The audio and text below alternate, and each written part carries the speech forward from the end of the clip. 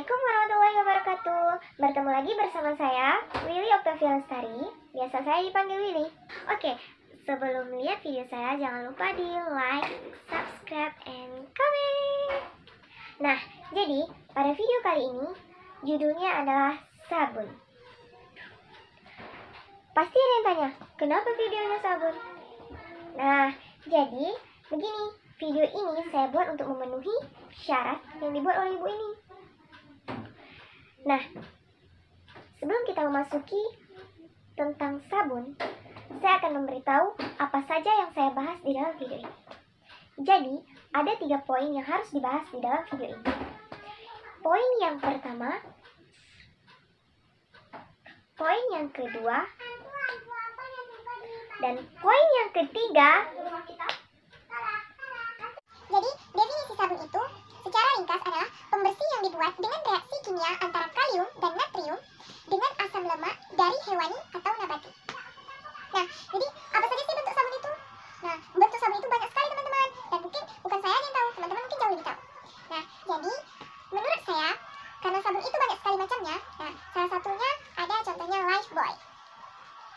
Kemudian contohnya ada sabun Rinso, biasanya digunakan untuk mencuci pakaian.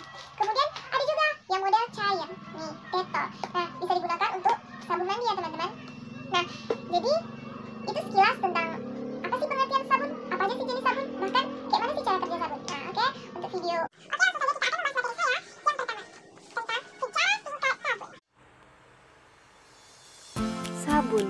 Beberapa dari kalian mungkin menganggap remeh sebuah sabun karena sabun merupakan bahan yang mudah dicari dan tergolong berharga yang sangat murah. Namun, tahukah kalian sejarah sabun?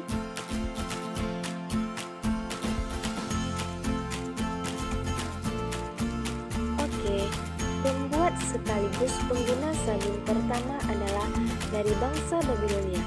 Sejak tahun 2800 sebelum Masehi, bangsa Babilonia membuat sabun dengan mencampurkan lemak hewani dengan abu kayu. Pada saat itu, bangsa Babilonia hanya memanfaatkan sabun untuk membersihkan wol dan serat kapas sebelum ditenun menjadi kain. Penggunaan kain untuk membersihkan badan dan keperluan sanitasi pertama kali tercatat dilakukan oleh masyarakat Mesir kuno pada tahun 1550 sebelum Masehi. Pada abad-abad awal periode Masehi, bangsa Romawi tercatat sebagai pengguna sabun pertama yang menggunakan sabun untuk membantu pengobatan penyakit kulit. Sedangkan produksi pertama kali pembuatan sabun menjadi batang dikenalkan oleh pembuat sabun dari kota Aleppo pada abad ke-8. Lokasi Aleppo yang terletak pada jalur sutra memudahkan pembuat sabun menjual ke daerah Asia dan Eropa. Menjelang akhir abad ke-18, penggunaan sabun semakin populer. Banyak orang akan sadar betapa pentingnya menjaga kebersihan agar terhindar dari penyakit.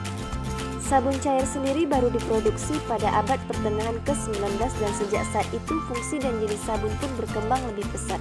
Hal ini juga didukung oleh perkembangan di bidang kimia dengan menambahkan berbagai bahan ke dalam sabun sehingga sabun memiliki potensi antiseptik dan manfaat kecantikan yang lebih bagus. Bahan pembuat sabun terbentuk dari berbagai rantai asam lemak. Molekul sabun terdiri dari 2 bagian. Yang pertama, kepala, bersifat hidrofilik polar, yang artinya menyukai air. Yang kedua, ekor, bersifat hidrofobik atau non-polar, artinya tidak menyukai air. Kotoran akan menuju polar, yang artinya larut di dalam air. Kemudian non-polar, yang artinya tidak larut dalam air. Bagaimana cara kerja sabun? Sabun berfungsi untuk mengikat kotoran, jadi terdapat senyawa yang sama dengan pengotornya. Untuk hal ini, pengotor yang berasal dari lemak akan dimasukkan ke dalam senyawa hidrofobik atau tidak larut dengan air. Sabun memiliki struktur dengan adanya sifat berbeda, di mana salah satunya bersifat hidrofobik atau non-polar dan salah satunya bersifat hidrofilik atau polar.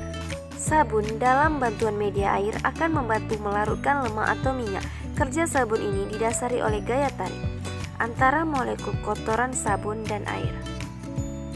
Air bersifat tidak berwarna, tidak berasa, tidak berbau, digunakan sebagai pelarut universal karena air bisa melarutkan berbagai zat kimia. Kelarutan suatu zat dalam air ditentukan oleh dapat tidaknya zat tersebut menandingi kekuatan gaya tarik-menarik listrik inti molekul dipol-pol antara molekul-molekul air. Adanya gaya tarik-menarik itulah maka lemak dapat larut dengan sabun dalam media air.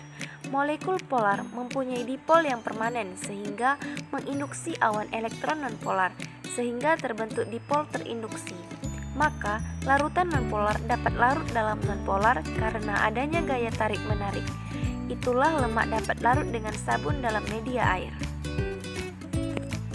Saat kita mencuci tangan dengan sabun, air yang merupakan senyawa polar akan menginduksi awan elektron sabun, sehingga dapat membantu melarutkan asam lemak yang juga merupakan senyawa nonpolar.